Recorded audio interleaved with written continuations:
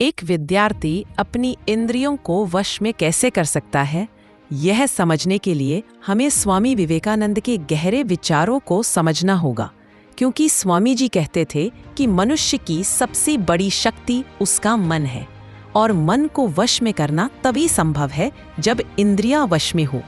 विद्यार्थी जीवन में इंद्रियों का भटकना बहुत स्वाभाविक है।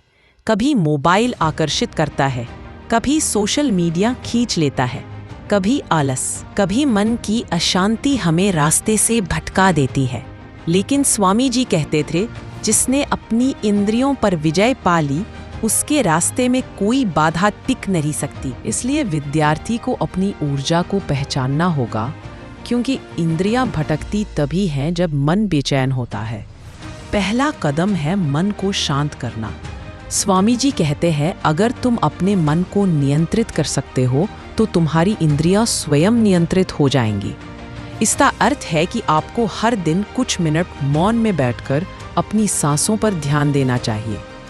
जब आप 5 मिनट भी बिना हिले डुले गहरी सांस लेकर बैठते हैं तो इंद्रियां शांत होने लगती हैं और मन स्थिर होता है। इसके बाद अगला कदम है ध्यान केंद्रित करना, क्योंकि विद्यार्थी का सबसे बड़ा हथियार उसका ध्यान है।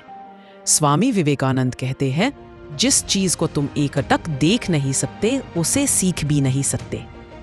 इसका अर्थ है कि एकाग्रता बढ़ाने का तरीका है एक समय में एक ही काम करना। अगर पढ़ रहे हो तो सिर्फ पढ़ें, लिख रहे हो तो सिर्फ लिखें और मन को आदेश दे, अब 20 मिनट सिर्फ पढ़ाई। तीसरा नियम है अनुशासन। स्वामी जी कहते थे, अनुशासन ही शक्ति है। विद्यार्थी को अपनी दिनचर्या स्थिर बनानी चाहिए, क्योंकि जब रूटीन स्थिर होता है तो इंद्रियां भी स्थिर होती है। चौथा तरीका है ऊर्जा को सही दिशा देना। स्वामी जी कहते थे, ऊर्जा को बहने मत दो, उसे केंद्रित करो। इसका अर्थ यह है कि विद्यार्थी को अपना लक्ष्य स्पष्ट रखना चाहिए, क्योंकि लक्ष्य जितना स्पष्ट होगा, इंद्रियां उतनी ही नियंत्रित रहेंगी और मन भटकने से बचेगा। पांचवा तरीका संगति है। स्वामी जी कहते थे, आप वही बनते हैं जिनके साथ रहते हैं। अगर संगति कमजोर है तो इंद्रियां भी भटकाव की ओर जाएंगी, लेकिन अगर आपके आसपास सकारात्मक लोग हैं जो मेहनत करते हैं तो आपकी इंद्रियां भी उसी दिशा में चलेंगी। छठा नियम है शारीरिक शक्ति।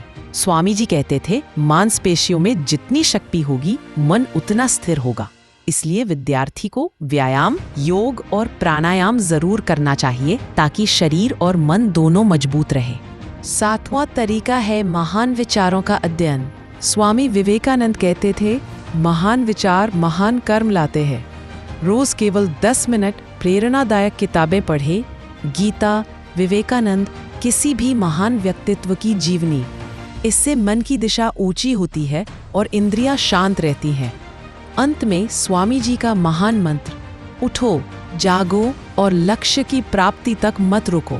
विद्यार्थी को इसे रोज दोहराना चाहिए, ताकि मन और इंद्रियां दोनों लक्ष्य की ओर केंद्रित रहे। इंद्रियों को वश में करना एक दिन का काम नहीं, बल्कि एक सतत साधना है, जिसमें नियमितता, एकाग्रता, अनुशासन और लक्ष्य की स्पष्टता, ये 4 स्तंभ सबसे महत्वपूर्ण है।